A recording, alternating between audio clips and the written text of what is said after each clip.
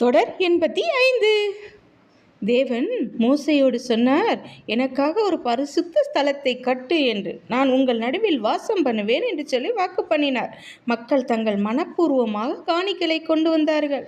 தங்கம், வெள்ளி, வெண்கலம், அவர்களிடம் உள்ள அனைத்து விலை உயர்ந்த பொருட்களை எல்லாம் தேவனுக்கு கூடாரம் கட்டுவதற்காக, பரிசுத்த ஸ்தலம் கட்டுவதற்காக மக்கள் ஆசையோடு கூட கொடுத்தார்கள். நீல நூல், சிவப்பு நூல், மென்மையான துணி, திறமையுள்ளவர்கள் எல்லோரும் வேலை செய்தார்கள். அவர்கள் கூடாரத்தையும் கட்டினார்கள். உடன்படிக்கை பெட்டி, இரக்க ஆசனம், மேசை, விளக்கு தூண், தூப பலிபீடம் எல்லாம் தேவன் சொன்னப்பட்டபடி அப்படியே செய்யப்பட்டது. வேலையும் முடிந்தது. பின்னர் மேகம் கூடாரத்தை மூடியது. கர்த்தரின் மகிமை அதை நிரப்பியது. மேகம் எழும்பினால் மக்கள் பயணம், மேகம் நின்றால் அவர்கள் முகாம்களில் தங்கினார்கள். தேவன் தூரத்தில் இல்லாமல் தன் ஜனத்தின் நடுவில் வாழ ஆரம்பித்தார்.